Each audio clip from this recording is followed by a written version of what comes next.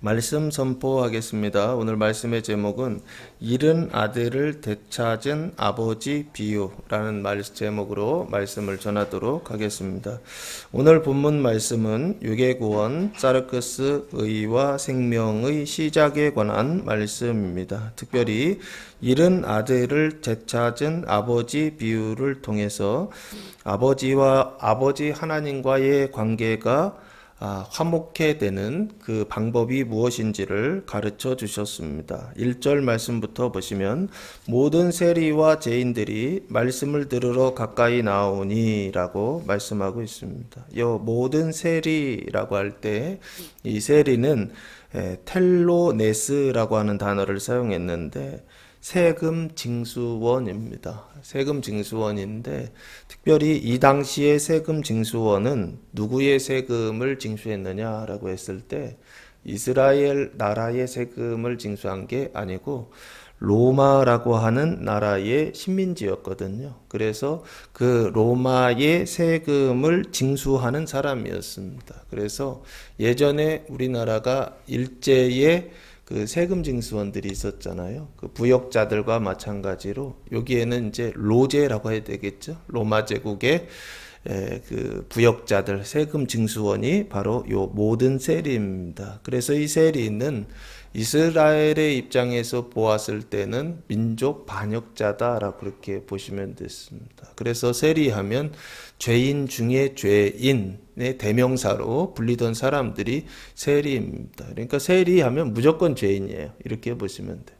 사람들이 다 죄인이라고 그렇게 취급하는 사람입니다. 그래서 자기 자신도 이 일을 하면서 돈 때문에 일을 하지만 자기 자신도 이 일을 하면서 자기가 잘못하고 있다라고 하는 것을 아는 사람, 이게 바로 세리다라고 그렇게 보시면 됩니다. 그리고 죄인들이 이 죄인들이라고 되어 있죠. 이 죄인들이라고 하는 것은 하마르톨로스라고 하는 단어를 사용했는데 죄 있는, 그래서 죄가 있어서 그것을 따라서 행하죠. 그러면 그것을 범죄라고 합니다. 그 죄인들, 그 범죄자들이 말씀을 들으러 가까이 나왔다. 그럼 이 범죄라고 하는 것은 무슨 범죄입니까? 그 당시에 법이라고 하는 것은 율법 체계를 가지고 있었기 때문에 율법이라고 하는 기준에 보았을 때 그 율법을 지키지 않는 사람들, 이 사람들을 죄인들이다라고 이렇게 보시면 좋지 않을까 싶어요. 그래서 세리와 죄인들이 말씀을 들으러 가까이 나아오니, 그래서 이 세리와 죄인들은 누가 볼 때 죄인들이냐라고 했을 때 로마 사람들이 볼 때 죄인들이다라고 하는 이야기를 하는 게 아니라 유대인들이, 그리고 바리새인들, 서기관들이 보기에 죄인들이다라고 그렇게 보시면 더 옳습니다. 그래서 말씀을 들으러 가까이 나아오니, 모든 세리와 죄인들이 말씀을 들으러, 누구 말씀이죠? 예수님의 말씀이죠. 그래서 예수님의 말씀을 들으러 가까이 나왔다. 이 나왔다라고 하는 게 결국에는 예수님께 말씀을 듣기 위하여서 몰려들었다라고 그렇게 보시면 될 것 같습니다. 가까이 나아오니 그때 2절 보시면 바리새인과 서기관들이 수군거려 이르되, 이 수군거렸다라고 하는 게 디아공기조라고 하는 단어인데 불평하다, 투덜거리다라고 하는 뜻입니다. 그러니까 마음에 뭔가 불편함이 있었어요. 그래서 그것 때문에 불평하고 투덜거렸다. 그 내용이 뭐냐면 이 사람이 죄인을 영접하고 음식을 같이 먹는다라고 하는 것입니다. 이 사람은 예수예요. 예수님께서 죄인을 영접한다는 것입니다. 그리고 영접하여서 무엇을 하냐면 같이 음식을 먹는다라고 하는 것입니다. 이것은 예수님께서 하신 아주 구체적인 일이고 사실이죠. 이게 팩트예요. 그 예수님께서 하신 그 일에 대하여서 평가는 뭐냐면 좋다 나쁘다라고 했을 때 이 사람들은 좋다고 보지 않았어요.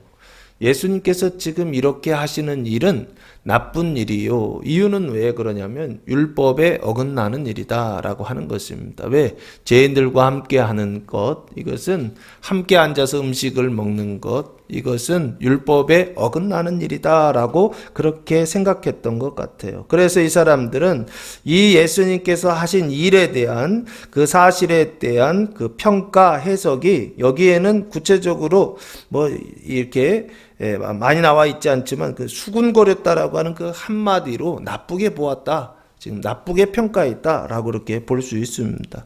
바리새인들은 누구입니까? 화리사이오스라고 하는 단어를 사용했는데 뜻은 분리주의자라고 하는 뜻입니다. 유대교의 한 종파인데 바리새인, 반대쪽의 종파는 사두개인, 그래서 바리새인과 사두개인 이렇게 보시면 됩니다. 그 중에 요 바리새인들은 분리주의자, 신앙적인 것에 있어서 배타적인 신앙을 가지고 있었던, 그래서 율법을 통하여서 그 율법을 지킴으로 의에 이르고 구원에 이르려고 했던 사람들, 이 사람들이 바리새인들입니다. 그러다 보니까 제사보다는 율법을 준행하는 것, 회당을 중심으로 해서 율법을 지키는 것이 가장 중요했던 사람, 그것을 통해서 자기 구원을 이루려고 했던 사람들, 이게 바리새인들입니다.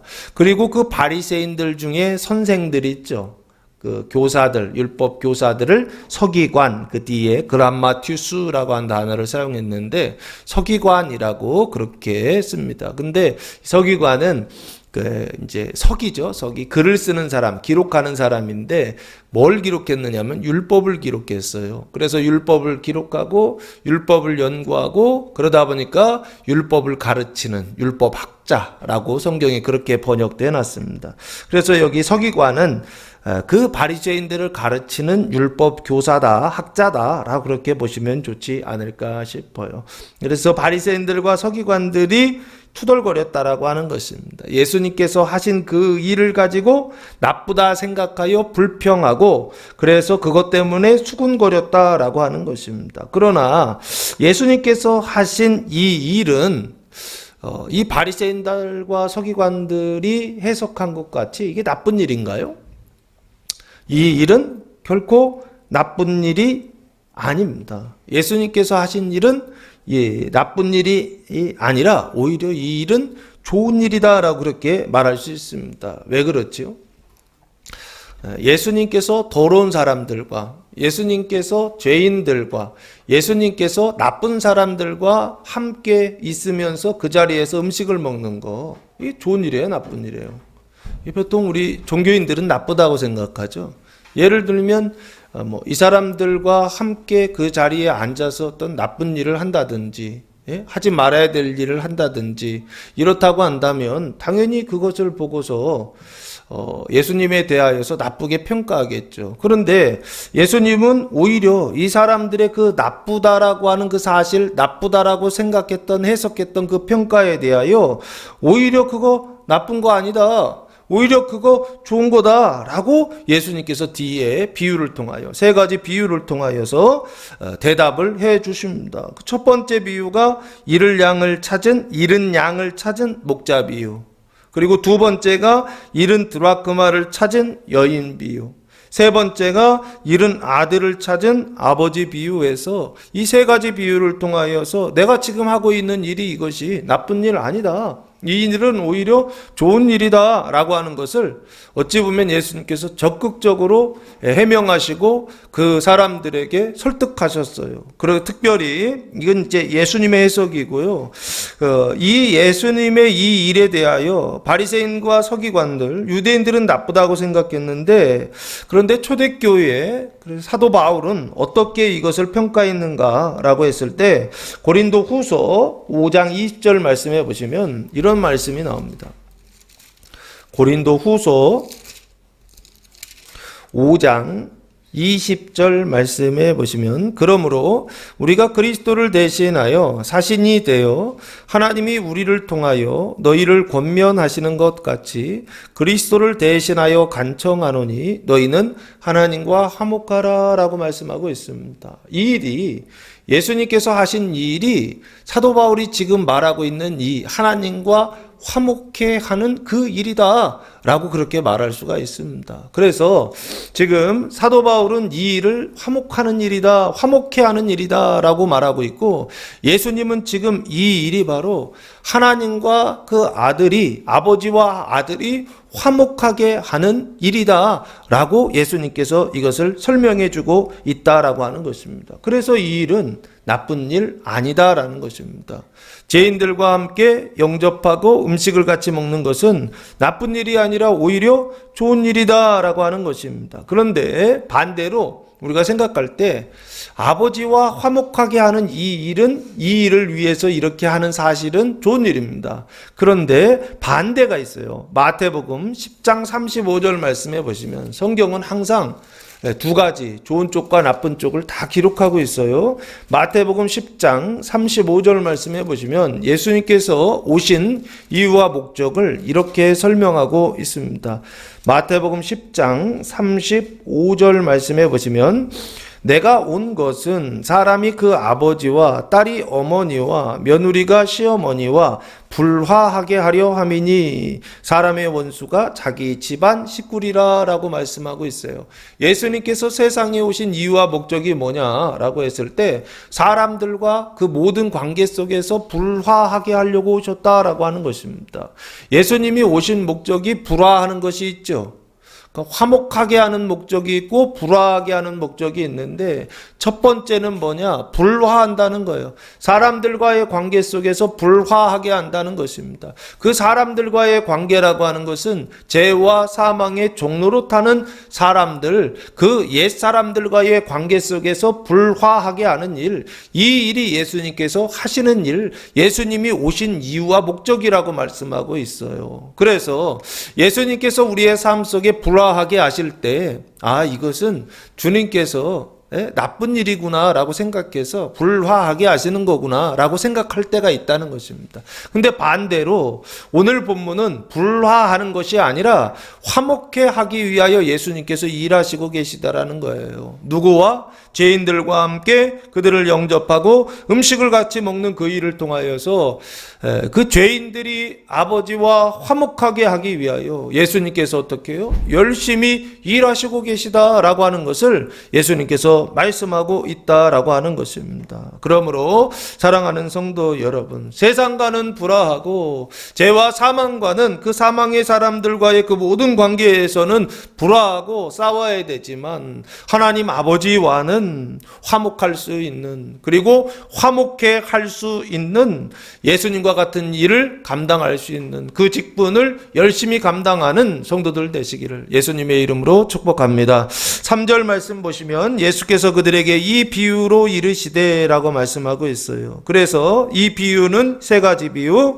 잃은 양을 찾은 목자 비유, 잃은 드라크마를 찾은 여인 비유, 그리고 이 잃은 아들을 찾은 아버지 비유인데 그 두 가지 앞에 첫 번째 비유와 두 번째 비유는 오늘 이렇게 생략되어 있고 세 번째 비유를 오늘 본문으로 채택되어 있습니다. 그 이 비유라고 하는 단어는 파라볼레라고 하는 단어를 사용했는데 뜻은 유사, 상징, 비교하여서 설명하는 것입니다. 그러니까 이 지금 아버지와 아들과의, 눈에 보이는 아버지와 아들과의 관계를 통하여서 예수님께서 눈에 보이지 않는 아버지 하나님과 사람과의 관계, 그 자녀들과의 관계를 어떻게 하는 거냐면 비교하여 비유해서 설명해 주시는 것입니다. 그래서 오늘 이 말씀은 3차원과 3차원으로 끝나면 안 되고 3차원과 5차원과의 관계, 사람과 아버지 하나님과의 그 관계가 무엇인지를, 그 관계가 어떻게 바르게 되는지를, 화목해 되는지를 오늘 본문이 비유가 설명해 주고 있다라고 보시면 좋을 것 같아요. 11절 말씀부터 보시면 또 이르시되 어떤 사람에게 두 아들이 있는데 라고 말씀하고 있습니다. 어떤 사람에게 아들이 있어요. 두 아들이니까 첫째 아들이 있겠고 둘째 아들이 있겠죠. 아들이 있으니까 이 어떤 사람은 그 아들과의 관계 속에서 누구예요? 아버지죠.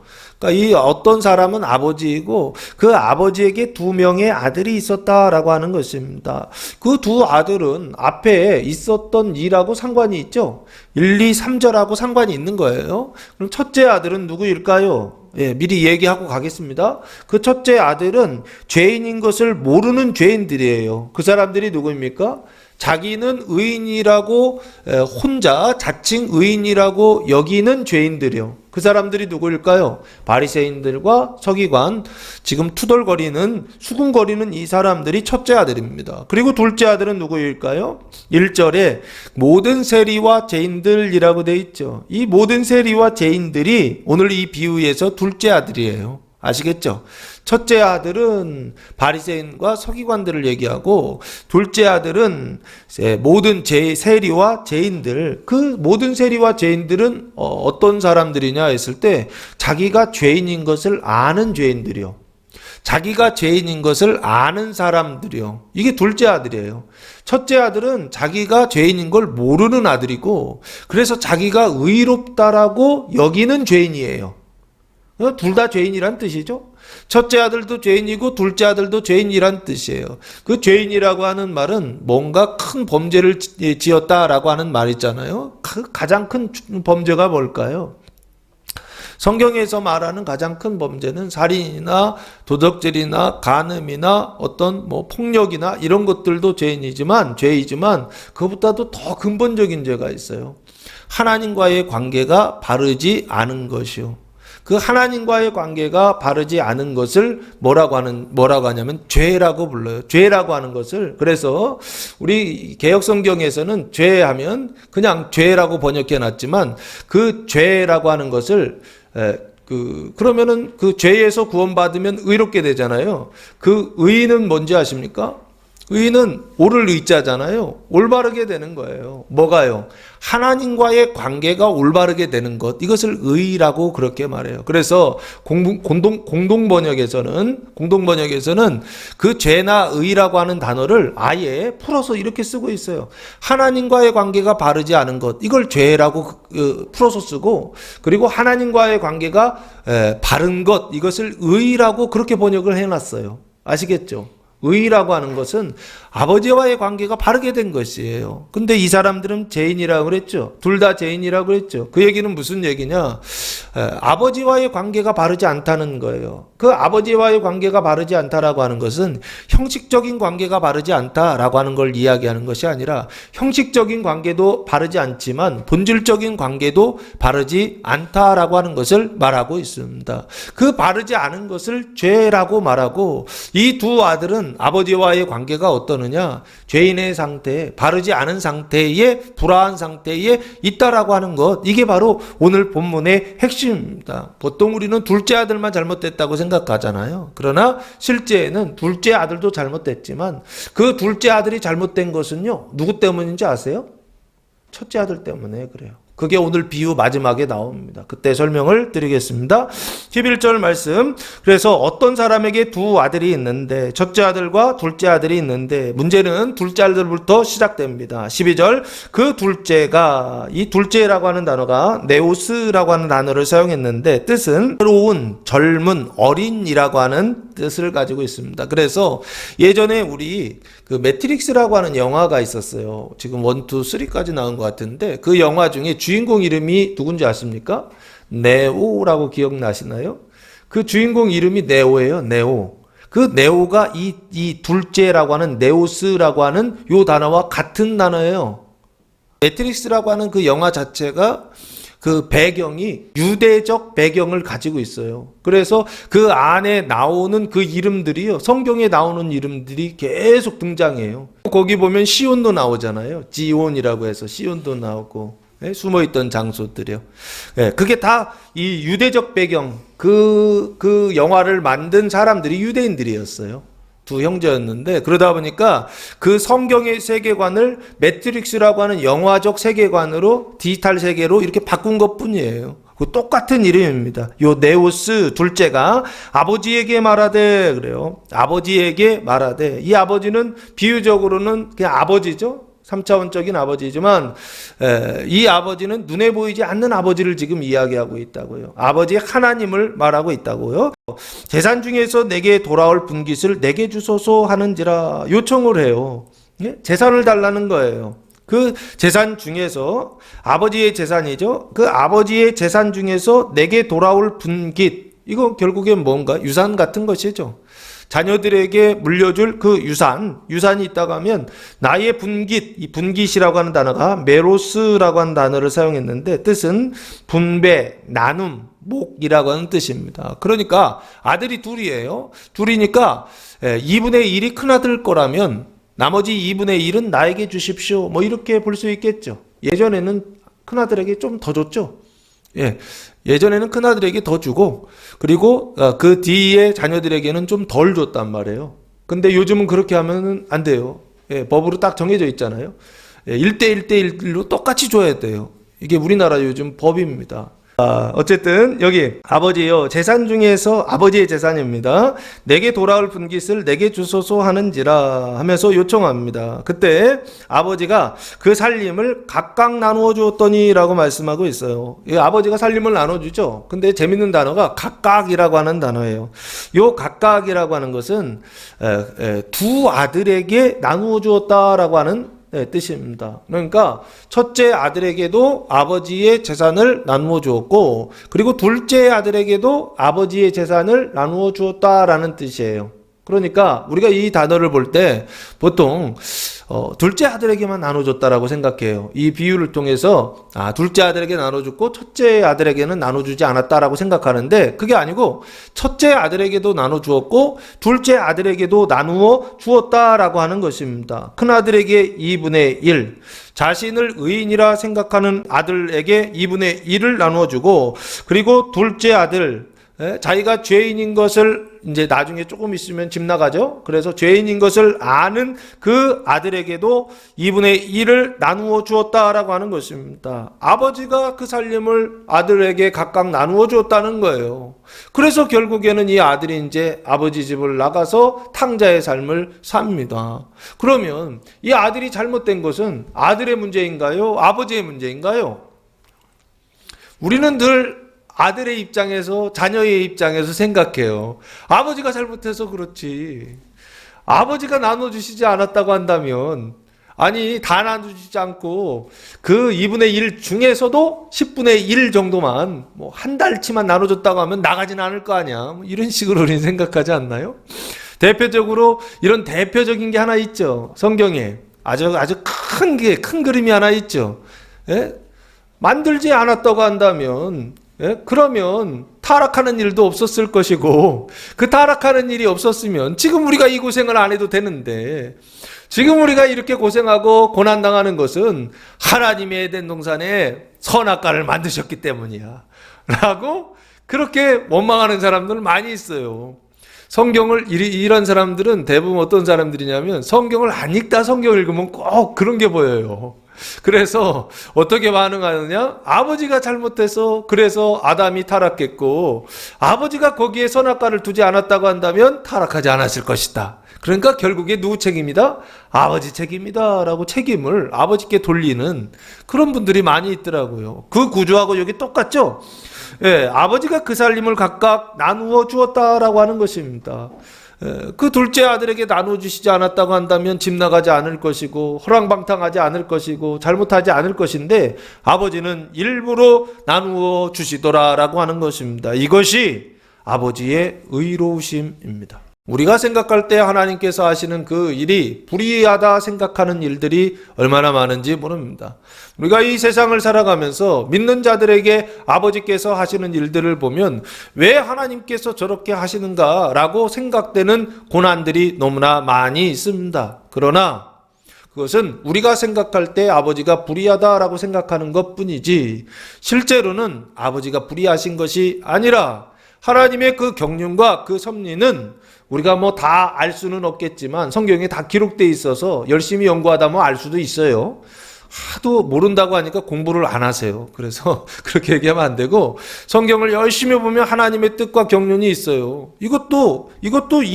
이것만 보면 왜 나눠주셨을까 하면 모르겠지만 결국에는 구원하시려고 나눠주신 거잖아요.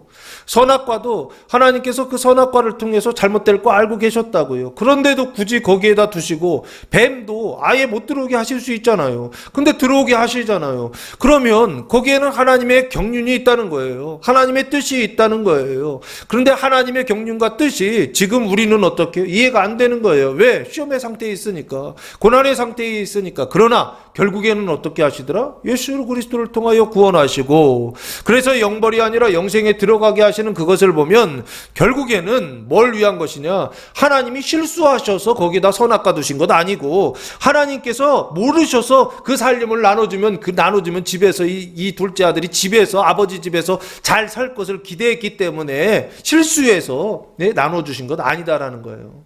다 알고 계셨음에도 불구하고, 이 둘째 아들이 어떻게 할 줄 알고 계셨음에도 불구하고, 특별히 집안에 남아있던 그 첫째 아들이 무엇할 줄을 알고 계시면서도 아버지는 어떻게 하셨다고요? 다 알고 계시면서 이렇게 하신 것이 아닌가. 그래서 그것을 저는 뭐라고 표현하고 있냐면, 우리가 느낄 때는 하나님의 불의하심이다 라고 느끼지만 성경은 하나님의 의로심에 대하여 끊임없이 말씀하고 있다는 거예요. 이게 하나님의 의라고 하는 것입니다. 이게 하나님의 올바름이라고 하는 것입니다. 이것이 하나님께서 잘 하고 계시는 일이다라고 하는 것입니다. 우리는 그렇게 하지 않죠. 우리 자녀들이 나쁜 길 가려고 하면 우리가 어떻게 합니까? 일부러 막지 않습니까? 하지마, 하지마, 잔소리하지 않나요? 잔소리에다 안 되면 어떻게 해요? 물리적인 행사하지 않습니까? 물리적으로 행사하잖아요. 내 말 들어. 거기 나쁜 길이야. 거기 가면 안 돼. 그렇지 않나요? 그래서 어떻게 해요? 아예 원천 차단하지 않나요? 이게 우리의 뜻이고 우리의 방법 아닌가요? 그런데 우리가 가지고 있는 이 올바름과는 정반대로 하나님은 어떻게 하시더라? 선악과를 두시더라는 거예요. 오늘은요, 둘째 아들에게 금깃을 재산을 나누어 주시더라는 거예요. 왜요? 구원하시려고요. 누구를요? 둘째 아들을요. 그리고 누구를요? 첫째 아들을 구원하시려고. 그 하나님의 두 아들을 구원하시려고 어떻게 하시더라? 하나님께서, 이건 모순 관계거든요. 왜 모순이에요? 이러지도 못하고 저러지도 못하고요. 그런데 하나님은 어떻게 하시더라고요? 그렇게 하시더라는 것입니다. 그 분깃을 나누어 주시더라고 하는 것입니다. 그래서는 결국에 어떻게 하시더라?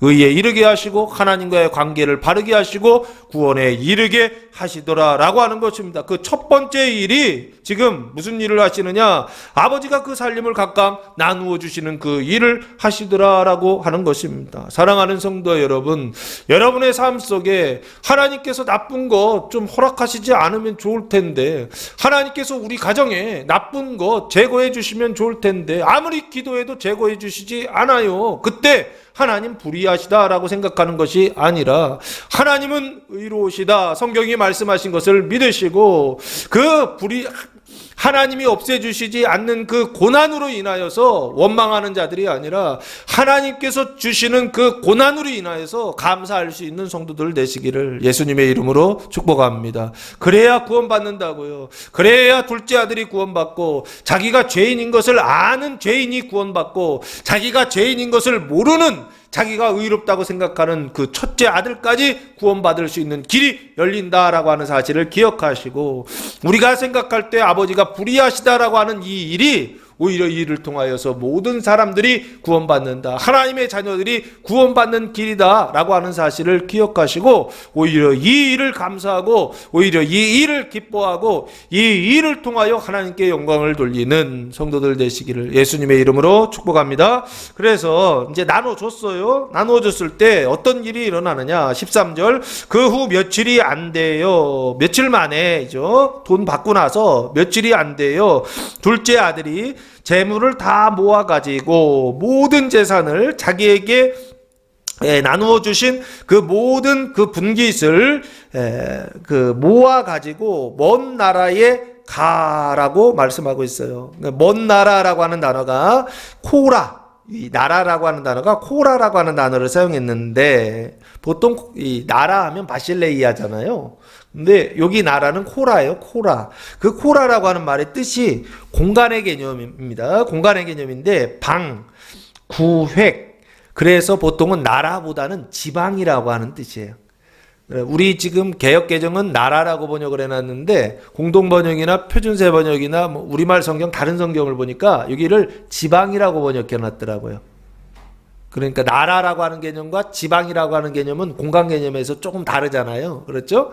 여기 지금 먼 나라, 다른 나라에 갔다라고 그렇게 표현되어 있는데, 다른 지방이라고 그렇게 보셔도 괜찮을 것 같습니다. 그 다른 지방에 가서 이 가다라고 하는 단어가 데메오라고 하는 단어를 사용했는데 뜻은 여행하다, 다른 나라로 떠났다, 여행했다라고 하는 것입니다.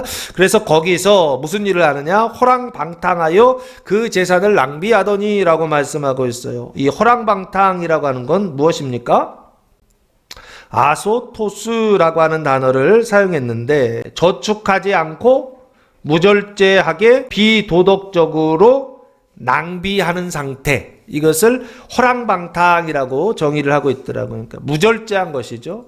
그래서 어떻게 하는 거냐면 모으지 않고 이제 방탕하게 사용하는 건데, 그 방탕하게 사용한다라고 하는 건 결국에 어떤 상태냐면 주색 잡기에 빠져 있다라고 보시면 좋을 것 같습니다. 술이죠. 그리고 색, 여자죠. 아들이니까 여자. 그러니까 술과 여자에 빠져서 어떻게 하느냐면 그 재산을 낭비했다. 낭비했다라고 하는 것은 사용했다라는 뜻이죠.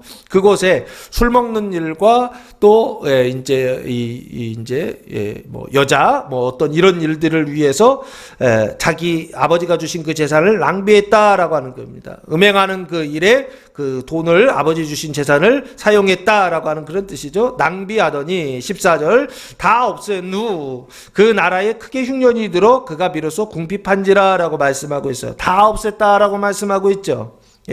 완전하게 소비했다. 그래서 낭비했다. 그래서 재산이 어떻게 되느냐면 하나도 없는 상태죠. 제로가 되었다라고 하는 것입니다. 완전히 다 없어요. 이제 더 이상 재산이 없어요. 그런데 어떤 문제가 또 터지냐면 그 나라에 크게 흉년이 들어. 우연일까요? 재산을 완전히 다 소비했을 때, 그래서 하나도 없는 빈털터리가 되었을 때, 그때 그 나라에 무슨 일이 일어나냐면 크게 흉년이 들었다는 거예요. 흉년은 흉년인데 그냥 흉년이 아니라 큰 흉년이 들었다라고 하는 것입니다. 이 흉년이라고 하는 단어가 리모스라고 하는 단어를 사용했는데 식량이 거의 없다, 바닥나다라는 뜻이에요. 그러니까 먹을 게 없다는 거예요. 그 나라의 그 지방에 먹을 게 하나도 없어요. 그래서 그가 비로소 어떻게 되느냐면 궁핍한지라라고 말씀하고 있어요. 이 궁핍하다라고 하는 것은 결국에 어떻게 되느냐, 먹을 게 없어서 그 배고픔이 극에 달하다라고 하는, 그 가난이 극에 달하다라고 하는 그런 뜻을 가지고 있습니다. 그래서 지금 이 둘째 아들이 처음 나갈 때는 아주 호기롭게 나갔죠. 아버지 주신 재산을 가지고, 그 재물을 가지고 나가서 마음껏 썼어요. 근데 문제는 뭐라고요? 그 돈을 다 이제 낭비하였을 때, 소진하였을 때, 그때 그 지방에, 그 나라에 무슨 일이 일어나느냐? 아주 큰 흉년이 들었다는 거예요.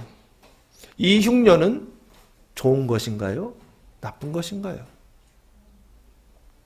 하나님이 여러분의 삶 속에 흉년이 들게 하실 때가 있습니다. 그 흉년이 들게 하실 때 그 흉년은 굶어 죽어라 라고 하는 그런 뜻이 아닙니다. 그 흉년은 어떻게 하신다고요? 자기 마음대로 살아가던 죄인에게, 그 둘째 아들에게 어떻게 하나님께로 돌아오라고 하는 하나님의 부르심이요 소명으로서 은총을 베풀어 주신 것이 바로 흉년이 아닐까라고 하는 생각을 합니다. 그래서 그 흉년이 들어 그가 비로소 궁핍한지라 했어요. 그 흉년이 들었을 때, 더 이상 먹을 것이 없게 되었을 때, 그때 이 아들 어떻게 해야 됐을까요? 아버지를 생각해야 되겠죠. 그리고 아버지께 돌아가야 되겠다라는 생각을 해야 되겠죠. 근데 사람은 그렇지 않아요. 이런 흉년이 들었을 때 더 이상 먹을 게 없어서 배가 막 골아서 며칠을 골랐을지도 모르겠어요. 그래서 너무 배고픈 아사 직전에 그런 상태까지 가도 아버지께 돌아가는 생각을 하지 않고 이 둘째 아들은 어디를 찾아가냐면 15절 말씀에 가서 그 나라 백성 중 한 사람에게 붙여 사니라고 말씀하고 있어요. 이 사람이 간 곳은 어디예요? 그 나라 백성 중 한 사람에게 갔다라고 되어 있죠. 그 나라 백성 중 한 사람이라고 하는 것은 결국에 아버지가 아니라 또 사람을 찾아가죠. 자신의 그 기근의 문제, 그 흉년의 문제, 그 재산을 완전히 낭비한 그 문제, 그래서 재산이 없는 그 상태가 되었을 때, 인생의 흉년을 만나게 되었을 때 바로 아버지께로 가야 되는데, 그 흉년을 만났을 때 결국에는 또 누구에게 가더라? 그 문제를 해결해 줄 눈에 보이는 사람에게 가더라는 거예요. 그래서 지금 그 나라 백성 중 한 사람에게 붙여 사니라고 말씀하고 있어요. 그 나라 백성 중 한 사람은 누구일까요? 이 사람하고 같은 지방에 살고 있었던 어떤 사람인데, 근데 그 사람이 지금 무슨 일을 하냐면, 그가 그를 들러보내어 돼지를 치게 하였다라고 되어 있어요. 그러면 이 사람은 누구일까요? 돼지를 치는 사람이죠. 그렇죠? 그 사람은 돼지를 치는 사람이고, 그 돼지를 치는 사람에게 가서 지금 부쳐먹고 살고 있는 거예요. 이해되시죠? 그럼 돼지를 치는 사람은 유대인일까요? 아닐까요? 이 얘기하고 싶었던 거예요. 유대인들은 절대 돼지 치지 않습니다. 유대인들은 절대 돼지 먹지도 않아요. 먹지도 않지만 치지도 않아요. 돼지를 기르지 않는다고요. 왜요? 율법에 부정한 음식이라고, 부정한 음식이라고 그래서 먹지도 않고, 그 부정한 그 시체에는 손을 대지도 않아요. 자기도 부정하게 된다고 해서. 그래서 이 사람은 유대인 아닌, 어떤 사람? 유대 사회 아닌, 유대 사회 바깥의 다른 사회라고 보면 좋지 않을까 싶어요. 율법이라고 하는 그 법 테두리 안에 있는 것이 아니라, 그 율법이라고 하는 그 법 테두리를 넘어서 있는 사회, 그 사회 속에서 살아가는 사람. 이해되십니까? 아시겠죠? 그러니까 이 둘째 아들이 간 그 지방이라고 하는 곳, 그 나라라고 하는 것은 유대 사회를 지금 넘어가는 거예요. 그 율법을 따라서 살아가는 그 사회를 넘어간 그 나라, 그 지방을 얘기하는 거고, 그 사람들은 당연히 어떤 사람들이에요? 그 율법을 따라 살지 않겠죠. 그러니까 돼지치는 거예요. 그 사람들이 누군가요? 유대 사회가 아니에요. 유대 사회를 넘어서 있는 사회. 일반적으로 볼 땐 이걸 이방인이라고 부르죠. 이방인들, 이방 나라, 이방 지방, 이방 사회라고 그렇게 볼 수 있지 않을까 싶어요. 그래서 다른 유대 사회가 아닌 어떤 사람에게 가서 붙여 살았다는 거예요. 그래서 그곳에서 어떻게 해요? 사람의 방식으로 이 기근의 문제를 해결하려고 했죠. 그랬더니 그 사람이 이 둘째 아들을 어떻게 들러보내서 돼지치게 했다는 거예요. 이 돼지를 친다라고 하는 것은 부정한 일이요. 이 둘째 아들도 이걸 알고 있었을 거라고요.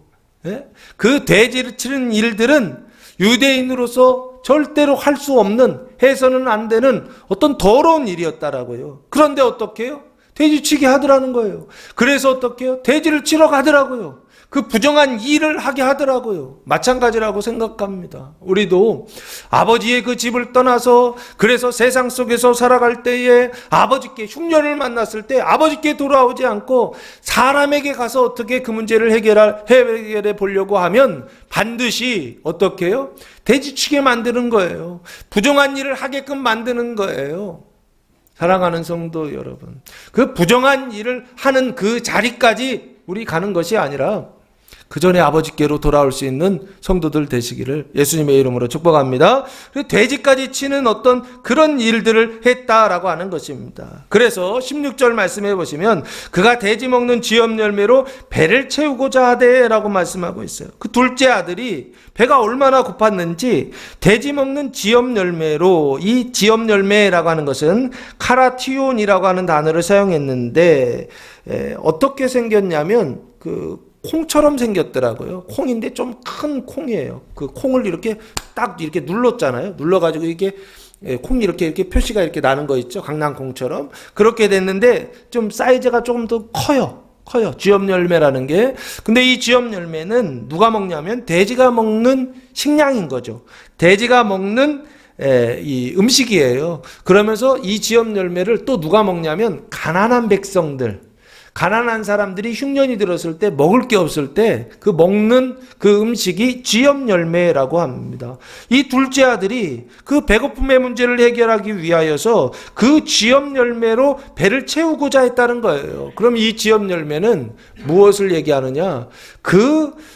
이 흉년의 문제, 그 궁핍함의 문제를 해결하는 마지막 수단으로서의 지엽 열매를 말하는 것이 아닌가라는 생각을 합니다. 우리에게도 여러 가지 수단들이 있죠. 그 문제, 궁핍의 문제를, 재산의 문제를, 물질의 문제를 해결하는 마지막 수단이 있는데 여기에서는 그것이 지엽 열매로 표현되고 있다라고 하는 것입니다. 그런데 그 지엽 열매도 주는 자가 없었다라고 하는 것입니다. 그러면 이 지엽 열매도 주는 자가 없는 것은 복인가요? 화인가요? 우리 예수 믿는 사람들은 세상을 살아가면서 선한 일을 많이 해야 된다라고 하는 어떤 이런 윤리 도덕적 가치를 가지고 있어요. 그러다 보니까 어떻게 해요? 지금요, 그 궁핍의 문제, 이 흉년의 문제, 이 둘째 아들과 같은 이런 상태에 하나님의 은총이거든요. 이 은총 안에 있는 사람들에게 무엇을요? 그 지엽 열매를 나누어 주려고, 그 문제, 물질의 문제를 해결하는 어떤 그 수단을 나누어 주려고 그렇게 행동하는, 선행을 하는 성도들이 계세요. 이건 선행인가요? 악행인가요? 이 둘째 아들에게 지엽 열매를 준다라고 한다면 그 사람의 그 주는 그 일은 좋은 일이냐고요? 나쁜 일이냐고요? 이거 그냥 객관적으로 보면 무조건 좋은 일이죠. 그러나 하나님께 이렇게 봤을 때, 신앙적으로 봤을 때 이 일은 나쁜 일도 될 수 있다는 것입니다. 불쌍한 사람들 돕는 일은 좋은 일이다라고 우리 생각하지만 무조건 좋은 일이 아니라 그 일이 어쩔 때는 나쁜 일이 되기도 하더라는 거예요. 왜요? 둘째 아들에게 지엽 열매 줬다고 한다면 이 둘째 아들이 돌아왔을까요? 안 왔을까요? 안 온다니까요. 이해되십니까? 이 두 번째 문제, 이 궁핍함의 문제, 이 문제를 어떻게 해요? 사람들이 자꾸만 해결하려고 하지 않습니까? 세상의 평화, 사람들이 평화를 만들려고 하지 않나요? 그 사람의 평화는 하나님 보실 때에 평화가 아니라 오히려 그 평화를 덮어놓는 것이죠. 그 전쟁을 덮어놓는 것이죠. 그 분쟁을 그냥 덮어놓는 것뿐이지 근본적으로 그 평화의 문제, 생명의 문제를 해결할 수는 없더라라고 하는 것입니다. 사람의 평화는 그렇다는 거예요. 지금 예수님도 하나님도 지금 똑같은 일을 하고 계시는 것입니다. 우리 안에 아버지와의 관계가 바르게 되는 이 죄의 문제, 육신의 죄의 문제, 이거 해결해 주시기 위하여서 어떻게 해요? 아버지께서 지금 이렇게 일을 하고 계시더라는 겁니다. 아버지께서 이렇게 일을 하신다는 거예요. 지금 우리의 삶 속에서도 이렇게 일을 하신다는 거예요. 흉년이 들게 하시고 궁핍하게 하시는 일을 아버지께서 하셔서 마지막 지엽 열매도 주는 자가 없게 하시는 그 일 아버지께서 하신다는 거예요. 그때 이것이 무조건 나쁘다라고 생각하지 마시라고요. 이 일이 오히려 전화위복, 하나님께서 화를 변하여 복이 되게 하시는 일이 될 수 있다라고 하는 사실을 기억하시기 바랍니다. 그리고 나서 17절 말씀해 보시면 이에 스스로 돌이켜 이르되 내 아버지에게는 양식이 풍족한 품꾼이 얼마나 많은가 나는 여기서 줄여 죽는구나 라고 말하고 있어요. 스스로 돌이켜라고 되어 있죠. 이거 스스로 돌이켜 보면 이 둘째 아들이 자기 스스로 돌이켜서 회개하는 것처럼 그렇게 느껴져요. 근데 이 원래 단어는 해아우트라고 하는 대명사를 사용했더라고요. 자기 자신이 뭐 이런 뜻이에요. 그러다 보니까 스스로 돌이켰다라고 의역을 했는데 이 공동번역에서는, 다른 번역에서는 이렇게 번역을 해놨어요. 그제야 제정신이 들었다라고 들었어요. 스스로 돌이켰다라고 하는 건 느낌이 좀 다르죠. 그제서야 제정신이 들었다는 거예요. 흉년이 들고 궁핍하고 그래서 지엽 열매로 먹으려고 했는데 그것까지도 주는 사람이 없으니까 그때서야 정신 차렸다는 거예요. 어디에서도 대답이 없고 어디에서도 인생의 문제 해결할 수 없고 재산의 문제, 그리고 돈의 문제, 물질의 문제, 사람이 살아가는 이 먹고 사는 문제 어디에서도 해결할 수 없을 그때서야 제정신이 들었다는 거예요. 그러면서 뭐라고 정신이 들었다 그러잖아요. 정신이 들었다는 얘기는 원래는 정신이 나갔었죠. 정신이 나갔는데 정신이 지금 들어왔죠. 생각이 들어왔다는 얘기죠. 그 생각의 내용이 뭐냐면 내 아버지에게는 양식이 풍족한 품꾼이 얼마나 많은가. 아버지에 대한 생각이 들어왔다는 거예요. 그러면 정신이 나갔을 때는 아버지 생각이 없었다는 얘기죠. 그럼 정신이 돌아왔을 때는 아버지 생각이 들어왔을 때 정신이 들었다는 거죠. 이해되십니까? 여러분은 정신이 지금 나가 있나요? 정신이 들어와 있나요? 물질의 문제가 있을 때, 재산의 문제가 있을 때, 궁핍의 문제가 있을 때 여러분의 생각은 사람의 생각인가요? 아버지의 생각인가요? 그 정신이 들어왔다라고 하는 것은 결국에 천사들이 아버지의 생각을 가지고 들어왔다. 메신저죠. 메신저들이 들어왔다라고 봐도 되지 않을까 싶습니다. 그래서 내 아버지에게는 양식이 풍족한 품꾼이 얼마나 많은가. 양식이라는 단어가 아르토스라고 하는 단어를 사용했는데 뜻은 떡이란 뜻입니다. 그런데 우리나라에서는 떡이라고 하지만 외국에서는 떡이라고 안 하죠. 브레드 빵이라고 그러잖아요. 빵. 이게 그러니까 의역이죠. 그러니까 우리나라 번역할 때 이런 표현들이 많이 있더라고요. 그래서 성경을 볼 때 성경이라고 하는 것을 문자적으로 보는 거 굉장히 중요합니다. 그러나 그 문자 주의에 빠지면 안 돼요. 문자를 이렇게 잘 관찰하는 거. 아까 이제 그랬잖아요. 각각 나누어 줬다. 보통 우리는 둘째 아들에게만 나누어 줬다고 생각하거든요. 근데 자세히 보는 거 이거 중요해요. 그런데 문자 주의에 빠지면 안 돼요. 문자 주의는 뭐냐면 그 문자를 절대화하는 거예요. 이게 상식적으로 우리 이성을 작동해야 될 땐 이런 때 작동하는 거예요. 성경을 판단하고 비판하고 이럴 때 이렇게 하라고 하는 게 아니라 성경이 말하는 바를 제대로 들으려고 작동시킬 때 이성을 작동해야 돼요. 그 외에 이성을 작동하면 그거 다 악이에요. 아시겠습니까? 이성을 작동할 때, 생각을 작동하는 그 방식이 성경의 말씀이 정말 그런가를 어떻게 하느냐면 받아들이게 할 때, 정말 그런가를 판단하게 할 때 그것을 이성을 작동해야 되는데 성경을 내가 요리하고 판단하고 내가 비판하려고 이것을 막 이렇게 할 때는 이거는 잘못된 거라고 하는 것입니다. 자, 다시 들어가셔서 양식이 풍족한 품꾼이 얼마나 많은가. 이 품꾼이라고 하는 단어는 미스디오스라고 하는 단어를 사용했는데 품꾼이죠. 품을 받으면서 일하는 사람. 품꾼이라고 하는데 임금 노동자. 그죠? 품꾼, 매일매일 일당을 받아서 일하는 품꾼이 얼마나 많은가. 나는 여기서 줄여 죽는구나. 이 품꾼은 종하고는 좀 다릅니다. 종은 상시로 거기에서 사는 사람들이죠. 품꾼은 그날 가서 일하는 사람이다 라는 뜻입니다. 나중에 종이 나와요. 나는 여기서 줄여 죽는구나. 배고파서 완전히 죽게 되었다라고 하는 뜻입니다. 이 죽는다라고 하는 단어가 아폴리미라고 하는 단어를 사용했는데 뜻은 완전히 파괴하다, 멸망하다라고 하는 뜻입니다. 그래서 육체적으로도 완전히 죽지만 그 사르크스 사망으로 인해서 완전히 죽지만 그러나 그 사르크스 사망으로만 끝나는 것이 아니라 어디까지 가느냐면 영벌에까지 가는 어떤 아폴리미, 완전히 멸망하다라고 하는 이런 단어를 사용하고 있더라고요. 18절 내가 일어나 아버지께 가서 이르기를 아버지 내가 하늘과 아버지께 죄를 지어 싸우니 지금부터는 아버지의 아들이라 일컬음을 감당하지 못하겠나이다. 나를 품꾼의 하나로 보소서 하리라 하고 이런 대안을 가지고 내가 아버지께로 가야 되겠다라는 생각을 해요. 그건 내가 일어나 아버지께 가서 이르기를, 이 일어나다라고 하는 단어가 아니스테미라고 하는 단어를 사용했는데 일어나다, 세우다, 다시 세우다, 다시 일어나다라고 하는 뜻을 가지고 있어요. 그래서 이 아니스테미라고 하는 단어는 특별히 또 언제 사용되냐면 이 죽은 자가 살아나는 거 있죠. 죽은 자가 살아난다라고 할 때 그 살아나다라고 하는 단어를 아니스테미라고 하는 단어로 사용됩니다. 죽은 자를 살릴 때 아니스테미라고 하는 그런 단어. 그래서 부활이라고 하는 의미도 이 안에 들어있어요. 다시 살린다. 일어나 아버지께 가서 이르기를 아버지 내가 하늘과 아버지께 죄를 지어 싸우니 죄를 지었는데 아버지께 죄를 지었다 하지 않고 하늘과 아버지께 죄를 지었다라고 하는 단어를 사용하고 있어요. 이 하늘이라는 단어가 우라노스라고 하는 단어를 사용했는데 뜻은 천상, 하나님의 처소라고 하는 뜻입니다. 보통 그래서 헤븐과 스카이를 구분하죠. 새들을 날아다니는 것을 스카이라고 하면 아버지 하나님 계신 영적인 아버지 하나님 계신 그것을, 영적인 곳을 헤븐, 하늘이라고 그렇게 표현합니다. 여기 하늘과 아버지께 할 때 이 하늘은 우라노스라고 하는 단어를 사용하고 있어요. 그래서 하늘과 아버지께 죄를 지어 싸우니, 죄라고 하는 단어가 하마르타노라고 하는 단어를 사용했는데 관역을 맞추지 못하다. 그래서 뭐냐면 잘못했다라고 하는 뜻입니다.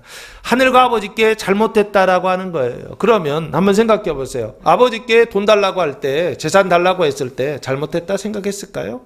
당연한 권리라고 생각했을 것입니다. 그리고 그거 모아가지고 먼 나라로 갈 때 그때 잘못이라고 생각했을까요? 아니요, 잘한다라고 생각했을 것입니다. 이게 자녀들의 모습이고 이게 우리의 모습 아닌가요? 우리도 늘 이 둘째 아들과 같이 뭔가 내가 하는 어떤 그 일들에 대하여서 늘 의롭다고 생각하고 늘 바르다고 생각하고 늘 잘한다고 생각하지 않나요? 말 안 듣는 자녀들 키워보고 말 안 듣는 남편이나 아내 만나보면 내가 얼마나 잘못했는지 알겠더라고요.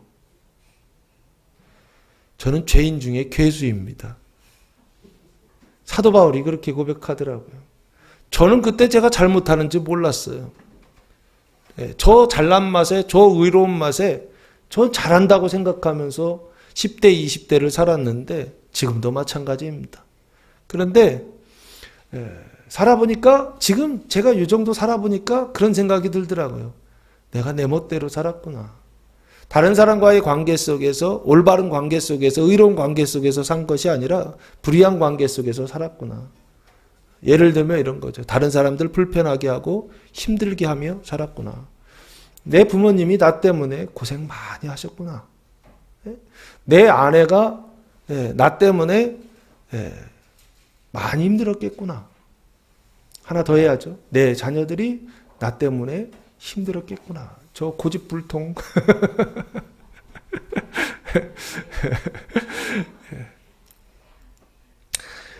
그래서 여기 내가 하늘과 아버지께 죄를 지었사오니라고 하는 이 깨달음이요. 이 정신이 돌아오는 이 현상이요. 이 현상을 위해서 아버지 하나님께서 앞에서부터 쭉 지금까지 이렇게 일을 해오시더라라고 하는 것입니다. 이게 돌아오게 하시려고요.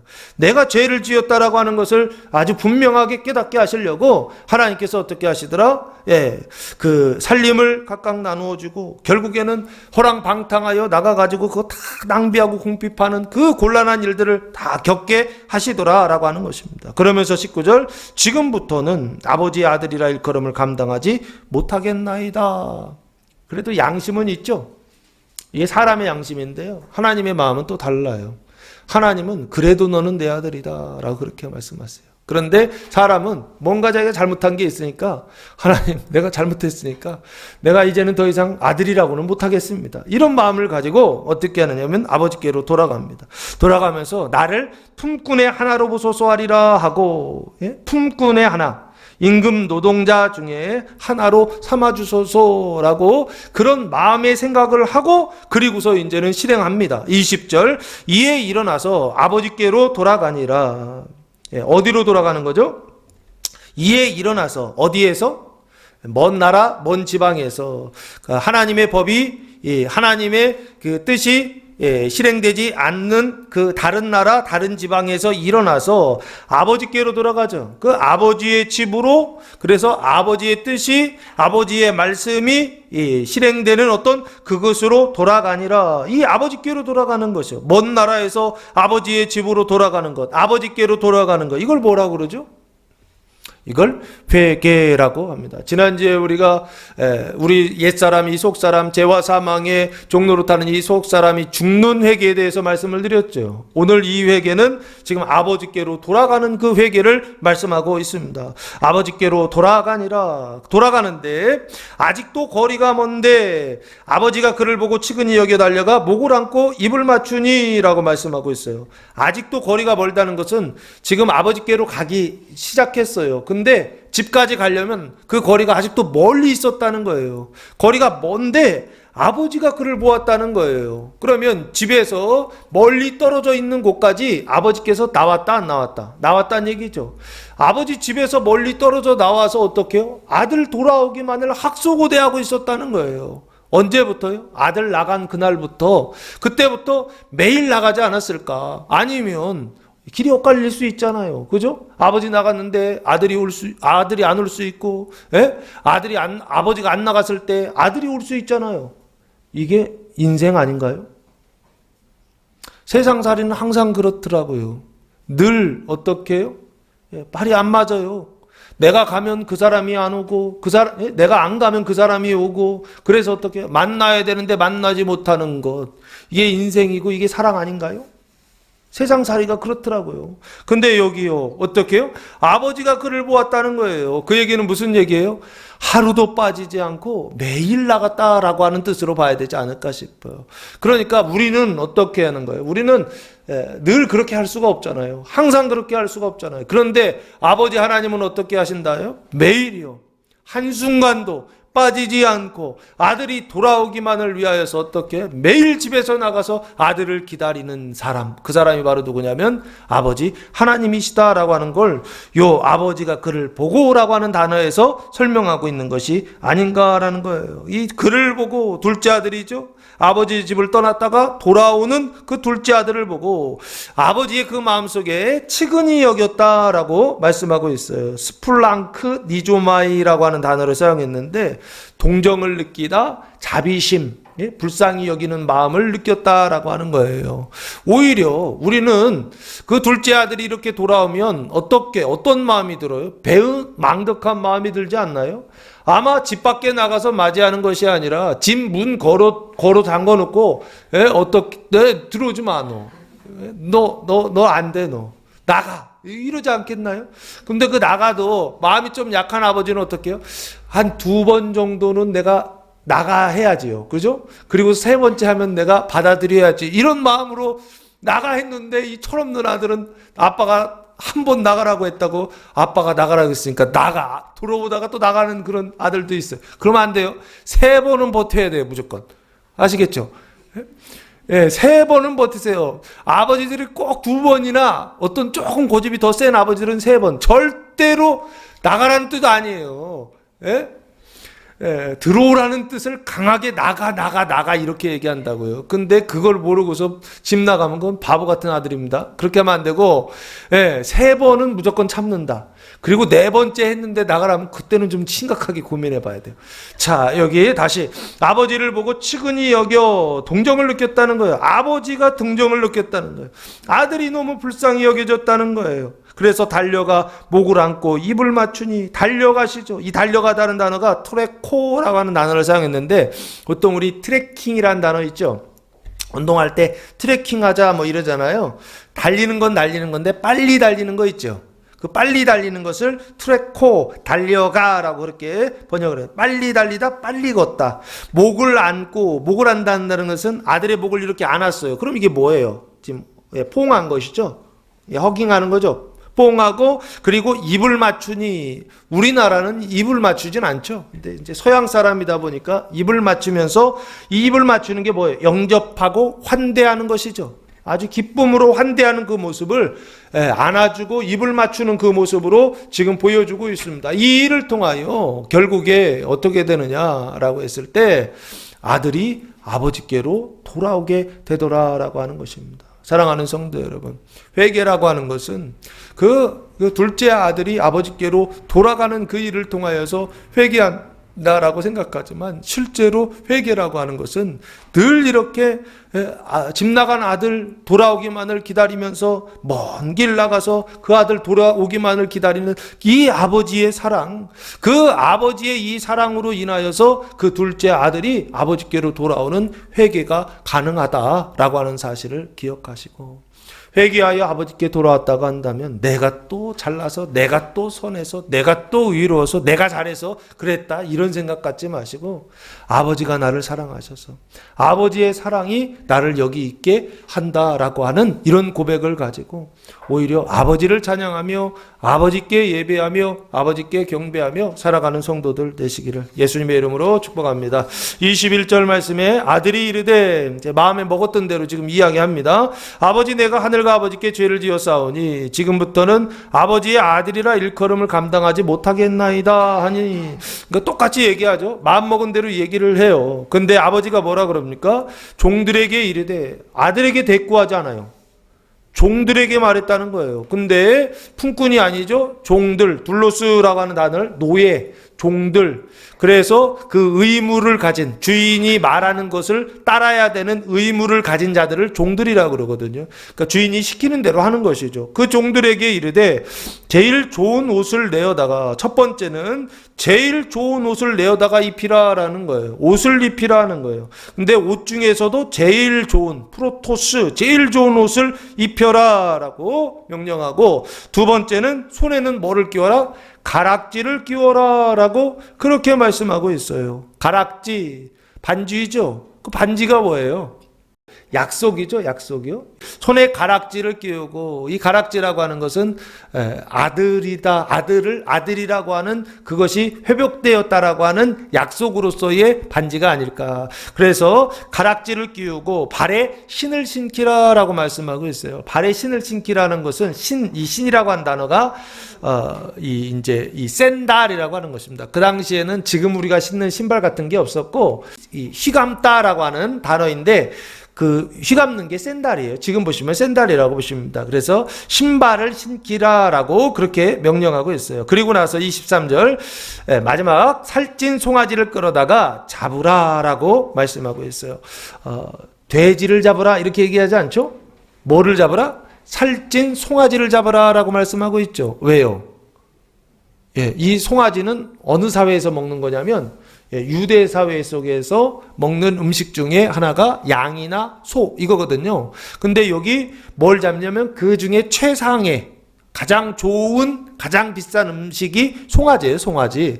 근데 그 송아지를 끌어다가 잡으라는 거예요. 그러면서 우리가 먹고 즐기자라고 그렇게 명령하고 있어요. 이 즐기다, 먹고 즐기자라고 하는 단어가 유프라이노라고 하는 단어를 사용했는데 뜻은 마음을 좋은 기분에 두다라고 하는 뜻을 가지고 있습니다. 그래서 기뻐하고 그래서 행복해 하다라고 하는 뜻입니다. 그래서 우리가 이렇게 해서 기뻐하고 행복해 하자라고 그렇게 명령을 합니다. 그래서 결국에 어떻게 되느냐, 아들이 회개하고 돌아왔을 때 그 아들을 받아들여서 결국에는 그 둘째 아들이, 집 나갔던 둘째 아들이 아버지께로 돌아와서 아버지와의 관계가 어떻게 되느냐면 올바르게 되고 회복되는 그 모습을 이 비유를 통해서 말씀하고 있어요. 그러면 여기에서 둘째 아들과 아버지의 관계를 바르게 하는 아주 결정적인 역할을 하고 있는 것은 아들이 돌아오는 이 일인가요?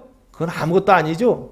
실제로 아버지와의 관계를 바르게 하는 그 일은 누구를 통해서 이루어졌느냐? 아버지께서 하시는 이 네 가지 일을 통하여서 둘째 아들과의 관계가 회복되더라라고 하는 것입니다. 마치 예수님께서 모든 세리와 죄인들을 영접하고 그들과 함께 음식을 먹는 그 모습을 통하여 어떻게 하느냐? 이 사람들을 하나님과의 관계가 바르게 하시는 어떤 그 일을 예수님이 동일하게 했던 것처럼 지금 아버지도 동일하게 그 일을 하고 계시더라는 거예요. 그래서 아버지가 하시는 일이 아들이 하는 일이고 예수님이 하셨던 그 일이 아버지께서 하셨던 일이다라고 하는 것을 비유로 말씀하고 있는 것입니다. 그래서 먹고 마시자 하고 나서 24절에 이 내 아들은 죽었다가 다시 살아났으며 내가 잃었다가 다시 얻었노라 하니 그들이 즐거워하더라라고 말씀하고 있어요. 여기 이 내 아들은 죽었다가 라고 돼 있죠. 이 죽었다라고 하는 것은 뭐가 죽었다라고 하는 뜻입니까? 보통 우리가 육신이 죽었다라고 할 때 그 죽었다는 것을 이야기하는 것이 아닙니다. 생물학적인 죽음 어떤 이런 걸 얘기하는 게 아니라 죽었다라고 하는 이 단어는 네크로스라고 하는 단어를 사용했는데 이 네크로스라고 하는 단어가 성경에서 육체 죽음을 이야기할 때도 있어요. 근데 다른 죽음을 이야기할 때가 있어요. 누가복음 9장 60절 말씀해 보시면 누가복음 9장 60절 말씀해 보시면 예수님께서 나를 따르라 라고 말씀하셨을 때 이르시되 죽은 자들로 자기의 죽은 자들을 장사하게 하고 너는 가서 하나님의 나라를 전파하라 하시고 라고 말씀하고 있어요. 여기 죽은 자들이 둘 나오죠. 죽은 자들로 자기의 죽은 자들을 장사하게 하고 여기 자기의 죽은 자들이 이게 육체적으로 죽은 사람들이에요. 그러면 이 앞에 죽은 자들은 누구일까요? 이 사람들은 육체적으로 죽은 게 아니에요. 이 사람들은 뭐가 죽은 거예요? 이 속 사람이 죽은 거예요. 겉사람이 죽은 게 아니라 속사람이 죽었어요. 근데 이 속사람이 죽었다라고 하는 것을 이번 주에 누가복음 사르크스의 해이기 때문에 그 속사람이 죽은 상태를 사르크스 사망의 상태다라고 그렇게 보시면 돼요. 이 죽은 자들이 할 때 이 죽은 자들은 사르크스 사망에 있는 상태에 있는 사람들이 자기의 죽은 자들을 3차원 육체적으로 죽은 그 사람들을 장사하라 뭐 이렇게 지금 말씀하고 있는 거예요. 그러면 여기 지금 죽었다가 다시 살아날 때 할 때 이 죽었다가 이 둘째 아들이 죽었나요? 실제적으로 육체적으로 죽은 걸 얘기하는 게 아니에요.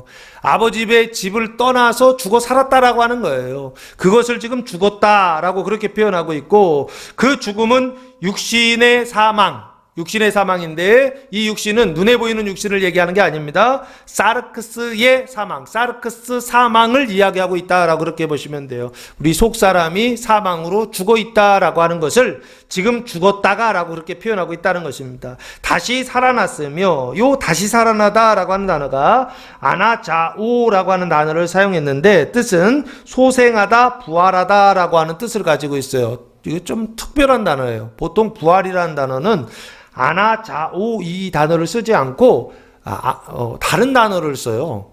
부활이라고 하는 단어는. 근데 여기는 아나자오라고 하는 단어를 사용했어요. 결국에 다시 살아났다는 것은 사르크스 사망이 뭐로 살아나는 거냐면 사르크스 생명으로 살아났다라는 뜻으로 지금 다시 살아났다라고 그렇게 말씀하고 있어요. 그 다시 살아나는 사람들을 사도 바울은 뭐라고 말씀하고 있냐면 고린도후서 5장 17절 말씀 보시면,